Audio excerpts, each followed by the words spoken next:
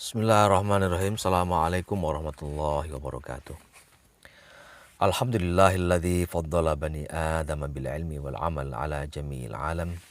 Wassalatu wassalamu ala Muhammadin sayyidil arabi wal ajam wa ala alihi wa ashabihi ya nabi'il ulumil hikam amma ba'd.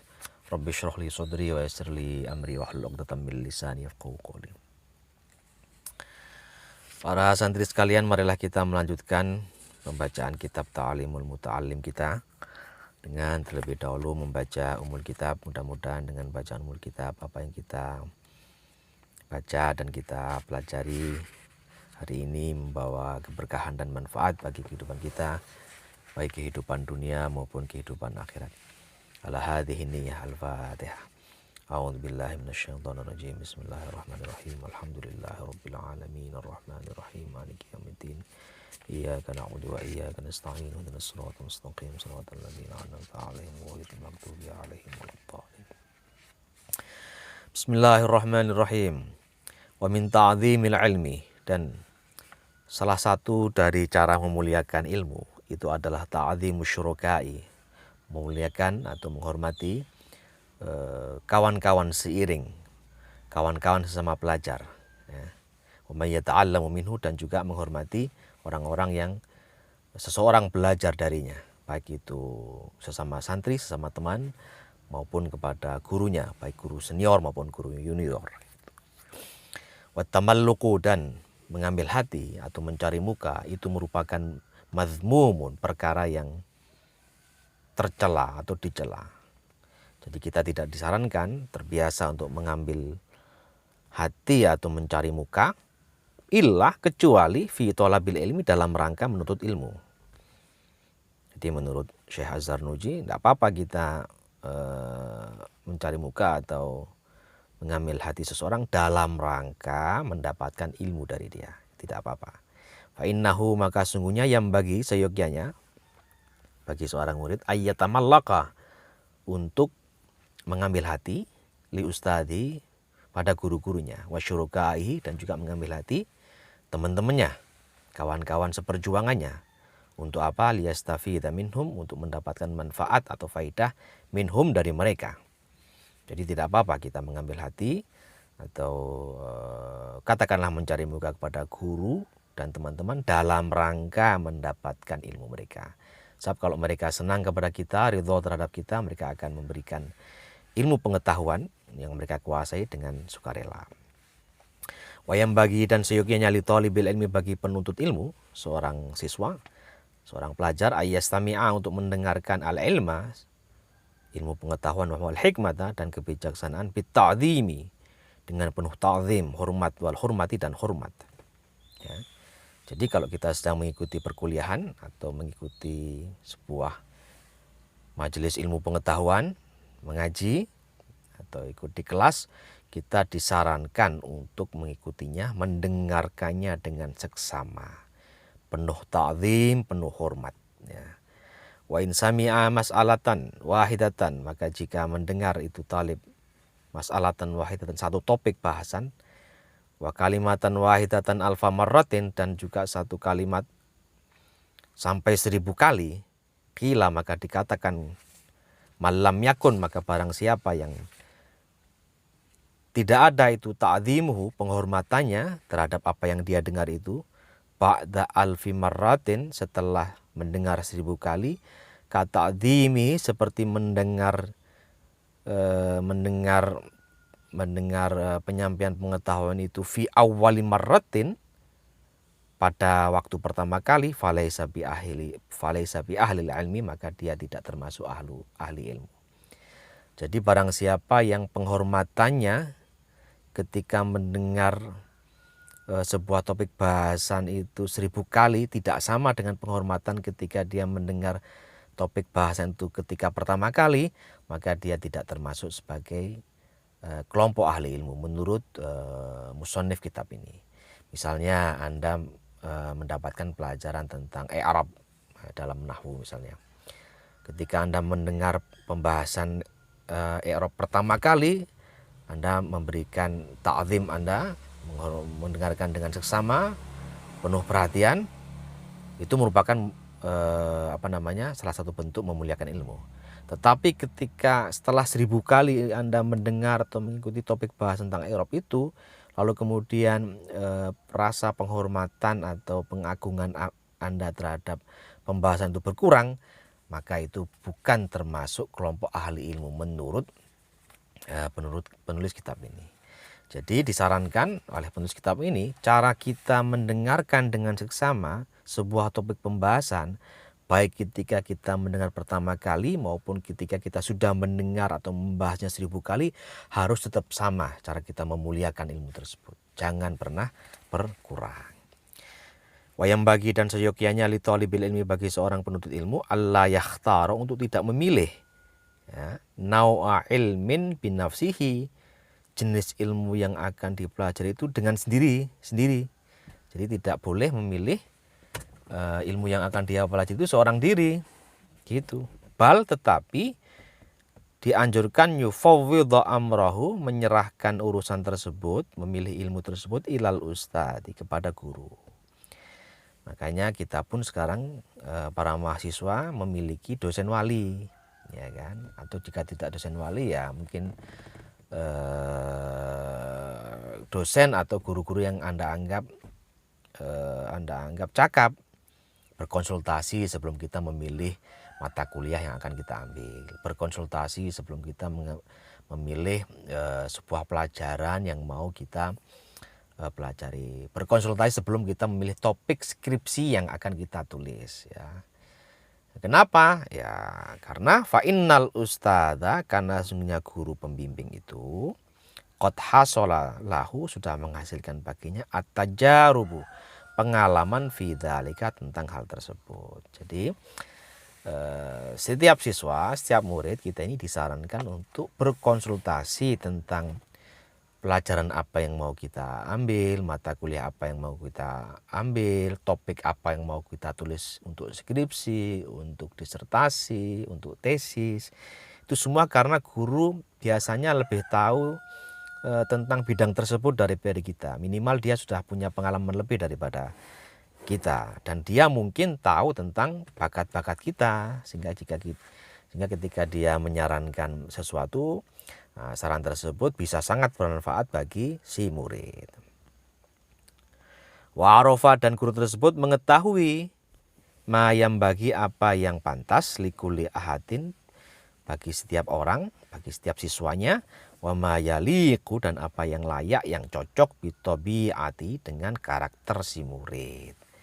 Jadi tadi kita disarankan untuk berkonsultasi dengan guru tentang pelajaran apa yang mau kita ikuti, tentang mata kuliah apa yang mau kita ambil, atau tentang topik skripsi, tesis, disertasi apa yang mau kita tulis. Kenapa? Satu, karena guru itu lebih pengalaman.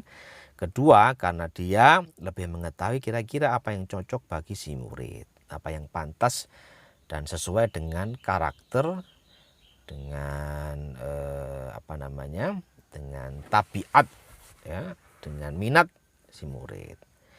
Wakana syekhu, maka diceritakan ini, wakana, dan ada itu Syekh al-Imam al-Ajal al-Ustadz Syekhul Islam Burhanul Haq Waddin rahimahullah ta'ala, yaqulu, ada itu orang Syekh al-Imam al-Ajal al-Ustadz Syekhul Islam Burhanul Haq Waddin rahimahullah, semoga Allah merahmati beliau, ta'ala, yaqulu, dia berkata, karena ada itu thalabatul ilmi, pelajar ilmu atau para penuntut ilmu, fi zamanil awal, di dalam zaman-zaman awal, zaman-zaman dulu, ada itu dulu para murid, kata Syekh ini, yufawwiduna, mereka itu menyerahkan umurohum, urusan mereka, fit ta'allumi, di dalam belajar, ila ustadihim, kepada guru-guru mereka,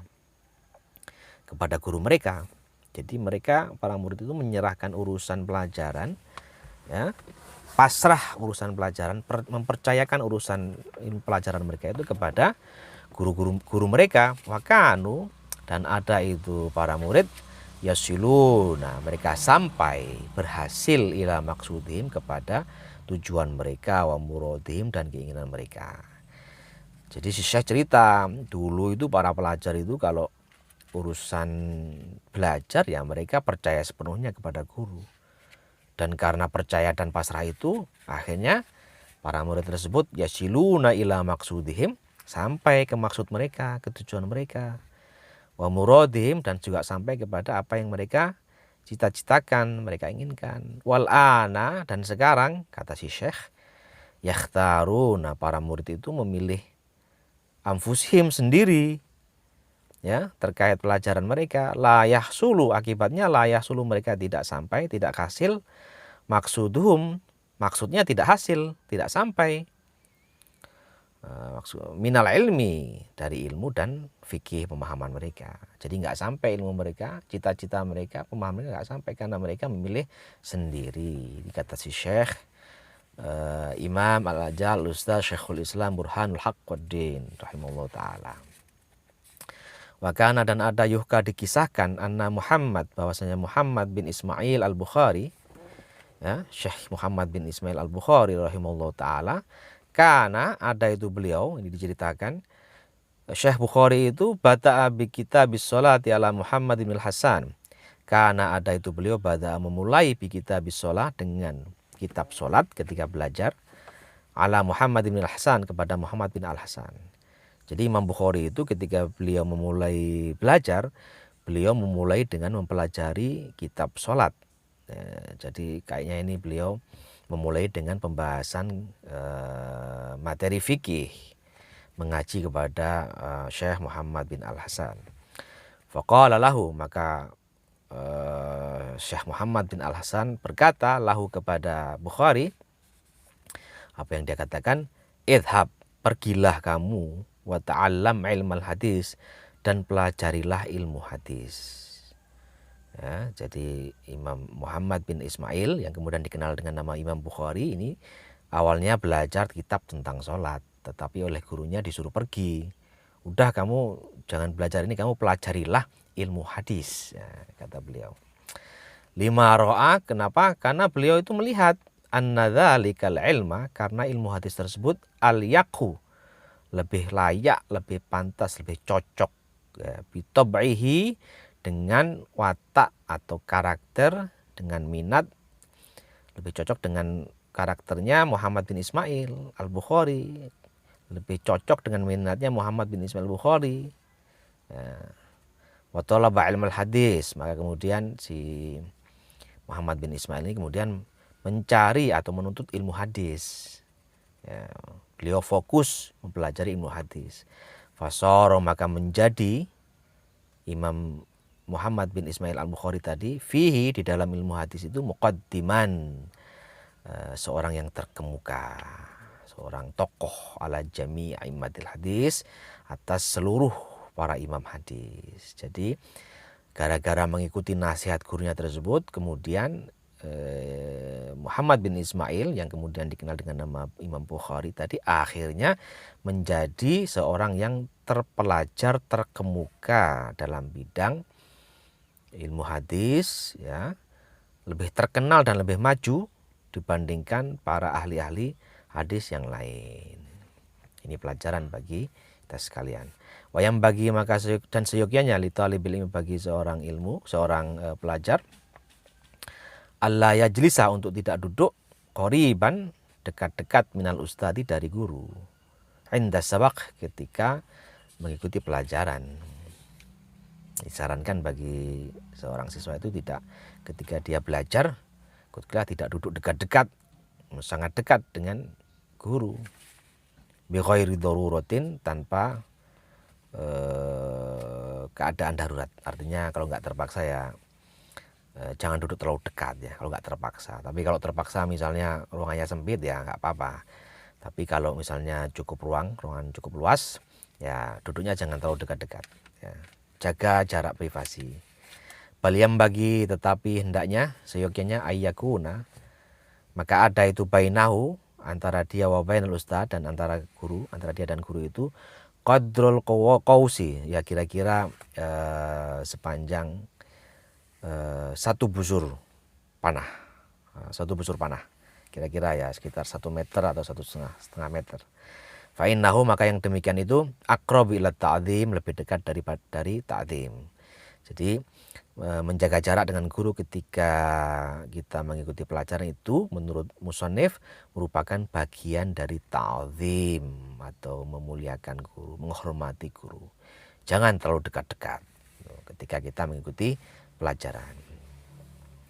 Wayang bagi dan seyogianya li talibil ilmi, bagi seorang penuntut ilmu, ayah tariza, untuk menjaga diri, ya, hendaknya seorang siswa menjaga diri anil akhlaqidz dzamimah, dari akhlak-akhlak yang tidak terpuji, akhlak-akhlak yang tercela. Kenapa? Fa innaha, karena sungguhnya akhlak yang tercela itu kilabun ma'nawiyatun, merupakan anjing secara maknawi. Jadi akhlak tercela itu diumpamakan sebagaimana hewan anjing secara maknawi, ya, karena anjing ini digambarkan sebagai hewan yang dalam tanda kutip kurang baik, seperti orang misalnya orang mengumpat, biasanya orang mengeluarkan kata-kata hewan ini, maka itu dianggap sebagai simbol dari hewan yang dalam tanda kutip tidak baik. Nah, akhlak tercela itu digambarkan mirip seperti itu. Waqad qala Rasulullah sallallahu alaihi wasallam, maka sungguh telah bersabda Rasulullah sallallahu alaihi wasallam, la tadkhulul malaikatu, tidak masuk siapa malaikat, baitan, ke sebuah rumah, fihi, yang di dalamnya ada suratun, ada gambar, au kalbun, atau ada anjing. Ya. Jadi malaikat tidak masuk rumah yang di dalamnya ada anjing atau gambar, ya, gambar makhluk hidup, ya. Wa innama, maka sesungguhnya, ya ta'allamul insanu, manusia itu belajar biwasitatil malak, dengan perantaraan malaikat, dengan perantaraan malaikat. Jadi begini maksudnya. Jadi malaikat itu tidak masuk ke rumah yang ada anjingnya, ya kan, atau gambar hidupnya. Nah, jika di dalam diri kita ini ada akhlak yang tercela, itu digambarkan di dalam diri kita itu ada anjing secara maknawi, ya. Padahal ilmu itu masuk melalui malaikat, maka malaikat tentu tidak mau masuk ke dalam diri kita dengan ilmu-ilmu tersebut jika di dalam diri kita ada akhlak yang tercela. Maka disarankan, sangat disarankan kepada para murid, kepada para pelajar, jika kita sedang belajar atau kita sedang menuntut ilmu pengetahuan, maka disarankan di dalam diri kita dijauhkan akhlak-akhlak yang tercela, misalnya iri, hasud, dengki, ya. Nah, ini kita jauhkan akhlak-akhlak ini, kita buang sejauh-jauhnya supaya ilmu itu bisa masuk dengan mudah ke dalam diri kita, gitu. Wal akhlaqudz dzamimatu, dan akhlak-akhlak yang tercela, tu'rafu, diketahui atau bisa dipelajari, fi kitabil akhlaqi, di dalam kitab tentang akhlak. Kita bisa mempelajari apa saja yang harus kita jauhi itu di dalam kitab tentang akhlak. Wa kitabuna hadza, dan kitab kita ini, yaitu kitab Ta'lim Muta'allim, la yahtamilu, tidak mengandung atau tidak memuat, bayanaha, penjelasan tentang akhlak madmumah tersebut, khususon anit takabur, apalagi atau secara khusus akhlak tentang takabur, ya, tidak dijelaskan. Terutama takabur ini kita harus buang sejauh-jauhnya karena ini akhlak tercela. Khilam, dikatakan, ada sebuah syair mengatakan, al ilmu harbun lil muta'ali, ilmu pengetahuan itu adalah harbun, itu musuh, lil muta'ali, bagi orang-orang yang tinggi hati, yang sombong. Jadi ilmu itu tidak mau mendekati atau bersemayam di dalam orang-orang yang angkuh atau sombong, lari dia. Makanya ilmu ini memusuhi orang-orang yang sombong. Kasaili, sebagaimana air bah, gelombang, itu harbun, menjadi musuh, lil makanil ali, bagi tempat yang tinggi. Air bah itu akan memakan atau akan sampai, akan mengenai tempat-tempat yang rendah, tapi dia tidak akan mengenai tempat-tempat yang tinggi. Hanya kita harus rendah hati, tidak takabur, supaya ilmu itu masuk sederas-derasnya ke dalam diri kita. Wakilah, dan juga dikatakan, bijiddin la bijaddin kullu majdin, fahal jaddun bila jiddin bimujdin. Bijiddin dengan sungguh-sungguhlah, la bijaddin tidak dengan keturunan, kullu majdin setiap kemuliaan itu. Jadi kemuliaan itu kita dapatkan bukan dari keturunan. Kamu anaknya siapa, kamu cucunya siapa, enggak. Tapi kemuliaan itu didapat dari kesungguhan kamu dalam belajar. Kalau kamu anaknya kiai, anaknya profesor, atau cucunya ulama besar, tapi kamu tidak sungguh-sungguh, ya kamu tidak akan mendapatkan kemuliaan itu. Fahal jadun, maka apakah keturunan itu bila jitin tanpa adanya kemuliaan, tanpa adanya kesungguhan, bimujdin itu bisa menghasilkan kemuliaan? Tidak ada. Maka kita harus sungguh-sungguh. Fakam abdin yakumu maqama hurrin, maka berapa banyak seorang hamba yakumu menempati maqama hurrin, tempatnya orang merdeka, derajatnya orang merdeka. Berapa banyak orang-orang budak itu statusnya budak tapi mereka menempati maqam orang merdeka. Wakam hurrin, berapa banyak orang yang merdeka yakumu menempati maqama abdin, tempatnya seorang hamba. Itu. Jadi kemuliaan kita, ya, apa yang kita peroleh, prestasi kita itu tidak tergantung dari kita itu anaknya siapa, kita itu keturunannya siapa, kita cucunya siapa, enggak, tetapi tergantung daripada kesungguhan kita dalam belajar. Dan di dalam belajar dengan sungguh-sungguh itu kita harus memastikan bahwa di dalam diri kita tidak bersemayam akhlak-akhlak tercela. Karena kalau kita memiliki akhlak-akhlak yang tercela, akhlak dzamimah, terutama takabur, maka ilmu tidak bisa masuk dengan mudah ke dalam diri kita. Saya kira itu untuk hari ini, mudah-mudahan ada manfaatnya. Mohon maaf kalau ada kekurangan. Billahi taufiq wal hidayah. Assalamualaikum warahmatullahi wabarakatuh.